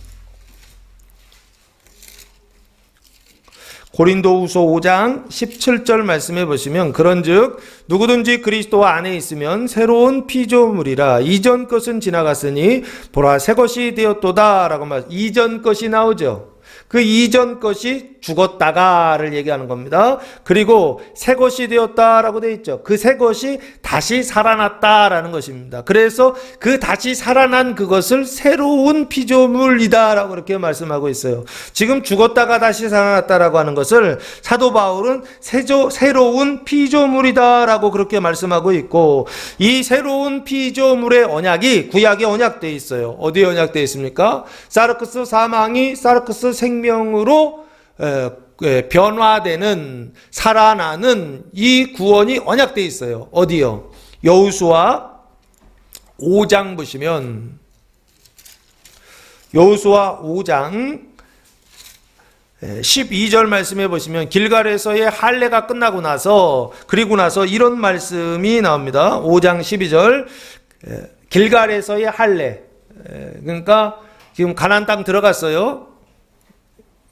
가나안 땅, 그러니까 요단강 건너갔어요. 요단강 건너가서 여리고성 전투하기 바로 직전이에요. 그 길갈에서 할례를 행해요. 그 할례를 행한 이후에 12절에 또 그 땅의 소산물을 먹은 다음 날에 만나가 그쳤으니 이스라엘 사람들이 다시는 만나를 얻지 못하였고 그 해에 가나안 땅의 소출을 먹었더라라고 말씀하고 있어요. 그러면 그 전까지는 만나 먹었다는 얘기죠. 그렇죠? 그런데 이 날부터 뭘 먹기 시작했다? 그 땅의 소출을 먹기 시작했다. 가나안 땅의 소출을 먹기 시작했다라고 그렇게 말씀하고 있죠. 그렇죠? 네, 이게 조금 어려운 개념인데 설명을 드릴게요. 10절 말씀부터 한번 보세요. 10절 보시면, 또 이스라엘 자손들이 길갈에 진쳤고 그달 14일 저녁에는 여리고 평지에서 유월절을 지켰으며 하면서 유월절 지켰다 그러죠. 여리고 평지죠. 유월절은 며칠입니까? 1월 14일이죠. 그 1월 14일 유월절은 뭐를 기념하는 것이죠? 사망이 지나가는 것이죠. 유월, 사망이 패스오버 지나가는 것을 장자죽음, 애굽에서의 10번째 재앙 장자죽음을 기념해서 유월절을 지키죠. 그렇죠? 그래서 가나안 땅에 들어가서 유월절 지켰다라고 얘기하죠. 길갈에서의 할례가 끝난 후에 유월절을 지켜요. 그리고 나서 11절, 유월절 이튿날, 그 다음 날이죠. 그러면 1월 15일이죠. 1월 15일 날은 무슨 날입니까? 무교절이죠. 무교병을 먹는 무교절, 누룩 없는 떡을 먹죠. 애굽에서 탈출하는 것을 기념하는 것이요. 급하게 나오다 보니까 누룩을 준비하지 못해서 누룩 없는 병을 먹죠. 그래서 무교병인데, 무교병의 날인데 그 땅의 소산물을 먹되 그 날에 무교병과 볶은 곡식을 먹었더라라고 그렇게 말씀하고 있죠. 그러니까 무교절날 무교병과 볶은 곡식을 먹었다라고 말씀하고 두 가지를 먹죠. 무교병과 볶은 곡식을 먹었다. 12절 또 그 땅의 소산물을 먹은 다음 날이라고 되어 있죠. 그러면 1월 며칠입니까? 16일이죠. 이해되세요? 오늘 아까 설명했던 게 요거 12절 때문에 그런 거예요. 1월 16일 날 그날은 유대력으로 무슨 절기입니까? 초실절. 오늘 이 언약이 오늘 이 말씀이 초실절의 언약이 성취되고 있는 말씀이다라는 뜻입니다. 1월 16일 날 만나가 어떻게 됐다? 그쳤다라고 말씀하고 있죠. 이스라엘 사람들이 다시는 만나를 얻지 못하였고 만나가 완전히 끝난 거예요. 1월 16일 날부터 끝났다는 얘기예요. 대신 만나가 끝나는 대신 뭐를 먹냐면 그 해에 가나안 땅의 소출을 먹었다라고 말씀하고 있다고. 왜? 초실절이기 때문에 그래요. 그날이 초실절인데 초실절은 뭐냐면 우리나라는 가을 소출이지만 이스라엘은 봄 소출이에요. 소출이라고요. 그 얘기는 무슨 얘기냐면 봄에 많은 밀들이 난다고요. 그래서 그 봄의 수확의 첫날이 초실절 1월 16일이라고요. 그러면 우리 가을 거지 하는 것처럼 가을에 농사 짓고서 추수하죠. 이스라엘은 봄 추수라고 보시면 돼요. 가을 추수, 우리나라 가을 추수가 이스라엘은 봄 추수인데 그 봄 추수의 시작이 1월 16일 초실절이라고요. 그때부터 백이 시작해서 그 땅의 소산물을 먹기 시작하는 거예요. 그래서 그 해에 가나안 땅의 소출을 먹었더라라고 그렇게 말씀하고 있죠. 이 가나안 땅의 소출을 먹었더라라고 하는 이것이 결국에 지금 뭘 얘기하고 있느냐라고 했을 때 새로운 피조물이 되었다라고 하는 것입니다. 죽었던 아들이 다시 살아나서 그래서 그 가나안 땅의 소출을 초실절의 언약이 성취되고 있다라고 하는 것을 말씀하고 있더라라고 하는 것입니다. 그러니까 여호수아 5장 12절 말씀은 언약이었던 거예요. 무슨 언약이냐라고 했을 때 새로운 피조물이 되어서 그 새로운 피조물이 새로운 양식, 그 땅의 양식을 먹는 그 언약을 지금 초실절이라고 하는 절기에 담아가지고 우리에게 메시지를 전달하고 있다고요. 하나님께서 이렇게 하실 것이다. 그래서 예수님께서 그 초실절의 그 언약을 성취하셨죠. 6월절에 십자가에 달려 돌아가시고 무교절에 무덤 속에 계시다가 초실절에 어떻게 하셨습니까? 부활하시지 않았습니까? 그래서 예수님께서 부활의 첫 열매가 되신다라고 말씀하고 있죠. 그 첫 열매, 부활의 첫 열매가 이 초실절이에요. 초실절. 1월 16일 날 무교절 이후에 주일날 예수님께서 부활하시잖아요. 무교절이 토요일이에요. 토요일. 그리고 주일, 일요일이 초실절이란 말이에요. 그 초실절 날 예수님 부활하시잖아요. 그래서 예수님을 부활의 첫 열매라고 부른다고요. 이 초실절이 첫 열매를 흔들어 바쳐서 하나님께 제사를 드리는 날이에요. 이해되십니까? 그래서 이 초실절의 언약을 예수님이 성취하셨고, 그리고 그 예수님이 성취하신 그것을 사도 바울은 뭐라고 얘기하냐면 새로운 피조물이다라고 그렇게 말씀하고 있더라는 거예요. 사르크스 사망이 죽고 사르크스 생명이 시작되는 그 언약을 초실절에 담아서 예수님이 그날에 부활하셔서 그 초실절의 언약을 성취하셨고, 그 성취하신 그것을 사도 바울은 뭐라고 얘기하고 있느냐? 새로운 피조물이 되었다라고 그렇게 말하고 있더라라고 하는 것입니다. 그래서 다시 살아났으며, 그래서 내가 잃었다가 다시 얻었노라. 얻었기 때문에 어떻게 해요? 아버지께서 그들이 즐거워하더라. 함께 즐거워하며 잔치를 벌였다라고 하는 것입니다. 사랑하는 성도 여러분, 이번 한 주간은 이게 잔치라고 얘기해야 될지, 이게 궁핍이라고 얘기해야 될지, 어느 쪽으로 갈지는 모르겠지만, 이번 한 주간 아버지께서 잔치를 벌여놓으시고 함께 즐거워하는 한 주간 되게 하실 것입니다. 그러나 그거 가기 전에 이 둘째 아들과 같은 이런 일을 겪을 거예요. 이런 일들이 있을지 몰라요. 그때 낙심하지 마시고, 포기하지 마시고, 그만둬야 되겠다 이런 생각하지 마시고, 내가 성경을 왜 읽어야 되지? 이런 생각하면 이 언약이 성취가 안 돼요. 아버지, 내가 죽었다가 다시 살아났고 잃었다가 다시 얻었다라고 하는 이 기쁨을 얻을 수가 없다고요. 그게 아니라 끝까지 이 일은 하나님의 뜻 가운데 있다. 이 궁핍은 하나님의 뜻 가운데 있다. 재산을 잃어버려요. 가지고 있었던 어떤 것들을 탕진해요. 내가 볼 때는 옳다고 생각하는데 하나님 보실 때는 옳은 게 아니에요. 그런데 그것을 잃어버리고 탕진했을 때 그게 하나님이 나를 안 도와주신다. 하나님이 나를 버리셨다. 하나님께서 나를 인도하시지 않는다. 하나님이 나의 피난처가 되시지 않는다라는 증거가 아니고 오히려 사르크스 사망이 사르크스 생명으로 새로운 피조물이 되는 초실절의 언약을 성취하는 그 구원의 날이요. 그 일을 위하여 하나님께서 하고 계시다라고 하는 것을 기억하시고 마지막까지 인내하면서 이 잔치에, 이 기쁨에 참여할 수 있는 성도들 되시기를 예수님의 이름으로 축복합니다. 그래서 집 나간 아들들은 이 은혜 가운데 있을 것이고 집안에 있는 아들들이 있어요. 집안의 아들들은 25절부터 보시면 맏 아들은 이라고 되어 있죠. 이 맏이라고 하는 단어가 프레스 비테로스라고 하는 단어를 사용했는데 뜻은 더 늙은이란. 그래서 보통 장로교회 있죠. 그 장로교회가 이 프로스 비테로스라고 하는 단어입니다. 장로, 프로스 비테로스 처치. 예, 이렇게 되어 있어요. 장로. 예, 맏아들은 그래 첫째 아들이죠. 밭에 있다가 돌아와 집에 가까이 있을 때에 그래서 이 맏아들은 아까 누구라고 했습니까? 아버지 집에 있는 아들들이죠. 그래서 첫째 아들이고 그리고 바리새인과 서기관들이라고 그랬죠. 하나님의 말씀을 지켜요. 근데 형식적으로 지키는 아들들이에요. 본질적으로 아버지와의 관계가 회복된 사람들이 아니에요. 하나님과의 관계가 바르게 되고 그 사랑의 관계가 회복되어 있는 사르크스 사망이 사르크스 생명으로 바뀌어야 되는데 새로운 피조물이 되어야 되는데 그 초실절의 언약이 성취되어야 되는데 안 됐어요. 이 첫째 아들도요.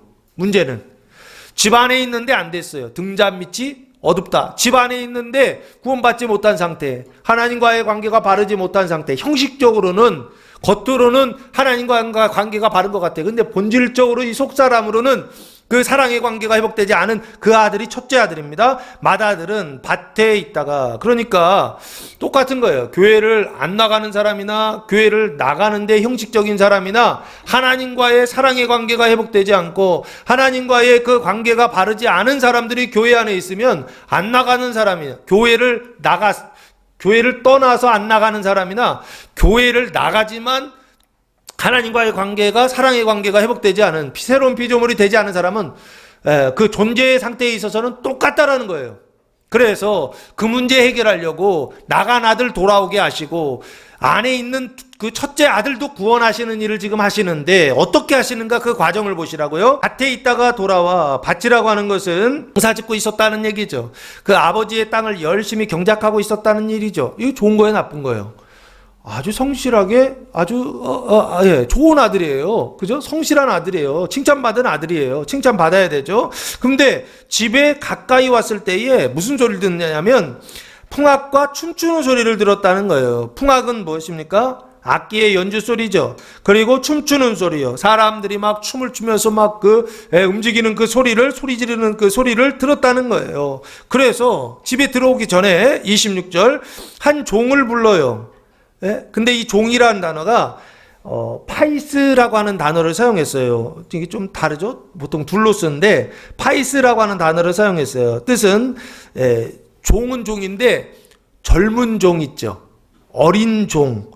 이것을 종이라고 그렇게 번역을 해놨더라고요. 그래서 종을 불러서 이 무슨 일인가 물어요. 무슨 일이냐 집안에. 그때 27절 종이 대답합니다. 당신의 동생이 돌아왔음에 당신의 아버지가 건강한 그를 다시 맞아들이게 됨으로 인하여 받아들인 것이죠. 영접한 것이죠. 살찐 송아지를 잡았나이다. 아니 송아지만 잡은 게 아니죠. 그렇죠? 옷 입히고 가락지 끼우고 그리고 신발 신기고 송아지 잡은 거죠. 예. 그래 송아지를 잡았나이다. 아니 이게 송아지 잡은 것 때문에 이제 화가 납니다. 28절 그가 노하여 들어가고자 하지 아니하거늘 아버지가 나와서 권한데 그 첫째 아들이 노했다는 거예요. 그 첫째 아들이 화가 났다라고 하는 거예요. 왜 화가 났을까요? 네, 나는 이렇게 성실하게 일하고 쟤는 아버지의 재산을 가서 다 방탕하여서 밖에 나가서 다 탕진하고 돌아왔는데 근데 어떻게 이 아들한테 이렇게 할 수 있느냐는 거죠. 이렇게 대우할 수 있느냐는 거죠. 그래서 화가 났다라고 하는 거예요. 그래서 들어가고자 하지 아니하거늘이라고 말씀하고 있어요. 요 화나는 일은 좋은 걸까요? 나쁜 걸까요? 자체로는 나쁜 거예요. 근데 이 화나는 것은 이 하나님의 섭리 안에 있어요. 이 첫째 아들을 일부러 화나게 하신 거예요, 하나님이요. 이해되십니까? 그게 로마서 11장 11절에 이렇게 기록되어 있어요. 사도 바울이 아주 기가 막히신 분이세요. 로마서 11장 11절 말씀해 보시면, 로마서 11장 11절 말씀해 보시면, 그러므로 내가 말하노니 그들이 넘어지기까지 실족하였느냐? 그럴 수 없느니라. 그들이 넘어짐으로 구원이 이방인에게 이르러 이스라엘로 시기나게 함이니라 하면서, 시기나게 하신다 그랬죠. 이스라엘로 시기나게 하신다는 거예요. 왜 시기가 나요? 이방인들이 믿음으로 구원받는 거예요. 이방인들이 그렇게 잘못을 했는데 믿기만 하면 구원을 해주니까 누가 시기가 나느냐면 유대인들이 시기가 나는 거예요. 이스라엘이 시기가 나는 거예요. 화가 나는 거예요. 지금 여기 노 나는 거하고 똑같은 거죠. 화가 나고 노가 나는 그것이나 하나님이 시기 나게 하는 그것이나 하나님의 경륜 안에 들어있더라고요. 그러면서 거기서 끝이 아니에요. 그 뒤에 12절 말씀해 보시면, 그들의 넘어짐이 세상의 풍성함이 되며 그들의 실패가 이방인의 풍성함이 되거늘 하물며 그들의 충만함이리요 라고 말씀하고 있어요. 그러니까 하나님께서 그들로 시기나게 하시고 그들로 넘어지게 하시고 그들로 실패하게 하신다는 거예요. 첫째 아들이요. 이게 하나님의 경륜이라는 거예요. 그러면서 13절, 내가 이방인인 너희에게 말하노라. 내가 이방인인 사도인 만큼 내 직분을 영광스럽게 여긴다라고 말씀하고 있어요. 사도 바울의 직분이 뭐예요? 이방인의 직분이에요. 이방인들을 구원하는 직분이요. 그 이방인들이 하나님과의 관계가 바르게 되는, 화목하게 하는 그 직분을 사도 바울이 가지고 있는데, 이 직분을 영광스럽게 여긴다는 거예요. 그런데 그거 자체가 목적이 아니에요. 그 목적이 뭐냐? 14절, 이는 혹 내 골육을 아무쪼록 시기하게 하여 그들 중에서 얼마를 구원하려 함이라. 하나님께서 그 둘째 아들 잘해가지고 그렇게 대우해 주신 거 아니에요. 분명히 잘못했어요. 그럼에도 불구하고 그렇게 영접하고 그렇게 받아들이고 그렇게 해서 회개해서 구원받게 해서 새로운 피조물 되게 하신 것은 그들 자신을 위한 게 아니라 누구를 위한 것이다고요? 이 첫째 아들들을 위해서 그렇게 하셨다는 거예요. 그들 중에서 얼마를 구원하게 하려 함이라. 어떻게요? 시기 나게 해서요. 화가 나게 해서요. 노가 나게 해서 구원하시기 위하여 하나님께서 어떻게 해요? 작전을 지금 쓰고 계시다라는 거예요. 그래서 15절 결론이요. 그들을 버리는 것이 세상에 화목이 되거든 그 받아들이는 것이 죽은 자 가운데서 살아나는 것이 아니면 무엇이리요. 똑같은 얘기하고 있죠. 죽은 자 가운데서 살아나는 것. 이게 새로운 피조물이죠. 이게 길갈에서의 그 언약, 초실절의 언약을 성취하는 것이죠. 이게 사르크스 사망이 사르크스 생명으로 바뀌는 그 하나님의 섭리죠. 그걸 위해서 어떻게 하신다고요? 그 받아들이는 것이요. 그 둘째 아들을 받아들인다는 거예요. 뭐 하려고요? 그 첫째 아들을 화나게 하려고요. 기가 막히세요, 하나님은요. 그래서 둘째 아들 결국에 구원하고, 이 모순 관계를 하나님은 이렇게 풀으세요. 둘째 아들도 구원하지만 첫째 아들도 구원하시더라는 거예요. 결국에요. 그 둘 다 구원하시려고 하나님께서 이렇게 방법을 사용하시더라라고 하는 것입니다. 그래서 지금 다시 돌아오시면 시기나게 해서 결국에 그 첫째 아들도 이스라엘도 화목하게 하신다. 하나님과의 관계가 의롭게 하시고 바르게 하신다라고 하는 걸 지금 이야기하고 있는 거죠. 그 화목이 목적이에요. 시기가 목적이 아니라 화목이요. 지금 논하게 하신 것이요. 하나님이 논하게 하신다고요. 화가 나게 하신다고요. 분노가 나게 하신다고요. 이번 한 주간 여러분의 가정 속에 분노가 일어나거든 무조건 나쁘다고 생각하지 마시기 바랍니다. 혹시 그런 일이 일어났을 때 이 일을 통하여 시기나게 해서 구원하시려고, 화목하게 하시려고, 새로운 피조물이 되게 하시려고, 사르크스 사망이 사르크스 생명 되게 하시려고, 죽은 자들이 다시 살아나게 하시려고, 초실절의 언약을 성취하시기 위하여 하나님이 이 일을 하시는 거 아닌가 물음표를 찍으시고 주님 감사합니다. 주님 더 하십시오. 주님 이 일을 통하여 더 화나고 더 시기 나게 해서 결국에 첫째 아들들도 돌아오게 하시고 첫째 아들들도 구원받게 하시고 첫째 아들들도 형식적으로만 집안에 있는 것이 아니라 본질적으로 하나님과의 이 속사람의 관계가 회복되게 하여 주시옵소서. 겉으로는 교회 다니고 신앙생활 다 하는데 이 속은 바리새인들과 같이 회칠한 무덤이에요. 사망으로 가득하고 괴로움으로 가득하고 사랑이라고는 하나도 없고 미움으로만 가득해요. 이게 첫째 아들의 상태였다라고 하는 것입니다. 그 문제 해결하시려고 자신을 의롭다고 여기고 병원에 안 가는 그 첫째 아들 고치려고 하나님이 어떻게 해요? 둘째 아들에게 아무 조건도 없이 4가지 그 일들요. 옷 입혀주고 가락지 끼우고 샌들 신기고 송아지 잡아서 그렇게 환대하고 축복하더라는 거예요. 그거 보면서 너희 화 좀 내라는 거죠. 너희 시기 좀 하라는 거죠. 그리고 거기서 그치지 말고 결국에는 하나님과 화목하게 되는 본질적 관계, 이게 지금 이렇게 되면서 어떻게 되는 겁니까? 이 첫째 아들의 이 속사람의 모습이 드러나는 거예요. 아, 새로운 피조물 아니구나. 아, 이 언약이 성취되지 않았구나. 아직도 사르크스가 사망 속에 있구나라고 하는 것을 이 첫째 아들이 이 일을 통하여서 깨닫는 거예요. 그래서 그가 노하여 들어가고자 하지 아니하거늘, 이게 첫째 아들의 상태였습니다. 나는 의롭다는 거예요. 나는 잘하고 있다라고 하는 거예요. 아니라고요. 겉으로는 잘하고 있죠. 그러나 이 속으로는 사랑하는 마음이 없다고요. 이 속사람으로는요, 하나님의 사랑이 없다고요. 그 관계가 바르게 되지 않았다고요. 그래서 늘 겉으로만 행복해 보이고 속으로는 행복하지 않은 사람들이 크리스찬 등에 첫째 아들과 같은 사람들이 너무 많아요. 내가 예수 믿으니까 행복한 척 해야 되는 거예요. 더 괴로워요. 아니라고요. 이런 사람들 구원하시려고 하나님이 이런 방법을 사용하시더라 하는 것입니다. 그래서 아버지가 나와서 권한데 이게 달래주는 것입니다. 이렇게 엉덩이 두드려주면서 달래는 거예요. 집에서 나와서 그 첫째 아들을 달래줍니다. 예, 그때 아들이 이렇게 대답해요. 29절 아버지께 대답하여 이르되 내가 여러 해 아버지를 섬겨 명을 어김이 없거늘. 아주 훌륭한 아들이죠. 아주 착한 아들이에요. 아주 성실한 아들이고 칭찬받아야 될 아들이에요. 그런데 문제가 있더라고요. 하나님과의 관계가, 아버지와의 관계가, 사랑의 관계, 본질적인 관계가 회복이 안 돼 있더라고요. 형식적으로만 그래요.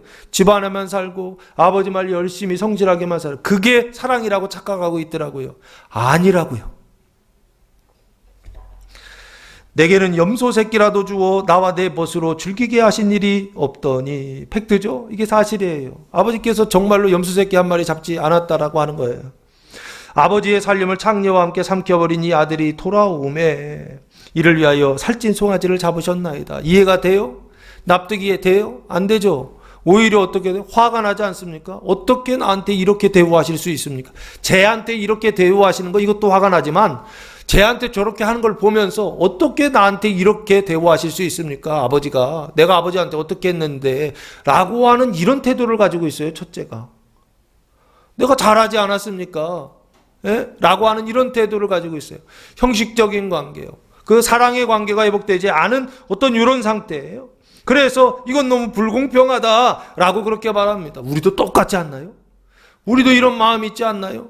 우리도 하나님께 이런 마음이고 사람들과의 관계 속에서 이런 마음 갖고 있지 않나요? 왜 나한테 이렇게 불공평한데? 왜 저 사람한테는 그렇게 하면서 왜 나한테는 이렇게 안 해주는데? 라고 그렇게 생각하는 경우들 많지 않나요? 세상 살다 보면 그런 일들이 많이 있는 것 같아요. 그런데 31절 아버지가 이르되 예 너는 항상 나와 함께 있으니 내 것이 다 내 것이로되 이 동생은 죽었다가 살아났으며 내가 잃었다가 얻었기로 우리가 즐거워하고 기뻐하는 것이 마땅하다라고 하면서 어떻게 해요? 타일러요. 그렇죠? 타일르면서 권면하고 있어요. 그러면서 둘째 아들 구원하는 일에 힘쓰는 것이 아니라 지금 누구요? 그 첫째 아들 구원하는 일을 위해서 아버지가 힘쓰고 있더라는 거예요. 아버지와의 관계를 바르게 하고 있더라는 거예요. 화목하게 하는 그 일을 하고 있더라는 거예요. 그래서 지금 아버지는 2가지 일을 하고 계시죠. 둘째 아들을 구원하는 일을 열심히 하시고, 그리고 나서 두 번째는 첫째 아들을 구원하는 일을 하셨던 것처럼 예수님께서 오늘 비유가 시작될 때 뭐라고 시작된 것이냐면 서기관들과 바리새인들이 투덜거리는 그것 때문에 비유를 시작하신 거예요. 너희 투덜거리고 있느냐? 투덜거리는 것으로 그치지 말고 그 투덜거림을 통하여, 그 불평을 통하여, 그 노를 통하여, 그 화를 통하여 누구요? 아버지의 마음을 품고 아버지의 사랑을 가지고 아버지와의 관계가 바르게 되는 그런 사람이 되라라고 하는 것을 예수님께서 오늘 이 비유를 통하여서 말씀하고 있습니다. 사랑하는 성도 여러분, 이런 아들을 되찾은 아버지 비유를 통하여서 이 복음이 오늘 이 말씀을 통하여서 선포될 때에 이 말씀을 믿고 따름으로 아버지의 집에서 기뻐하며 즐거워하는 성도들 되시기를 예수님의 이름으로 축원합니다. 기도하겠습니다. 사랑과 은혜가 풍성하신 아버지 하나님, 감사와 찬송과 영광을 올려드립니다. 이번 주간 육신의 죄가 의로 구원을 받는 이른 아들을 되찾은 아버지 복음이 선포될 때 믿고 따름으로 육신의 죄가 제거되고 아버지의 집에서 즐거워하고 기뻐하는 새로운 피조물, 초실절의 언약이 성취되는 성도들 다 되게 하옵소서. 이제는 우리 주 예수 그리스도의 은혜와 하나님 아버지의 무한하신 사랑하심과 성령의 교통하심이 사랑하는 성도들 머리 위에와 가정 위에와 교회 위에 이제로부터 영원토록 함께 하시기를 간절히 축원하옵나이다. 아멘.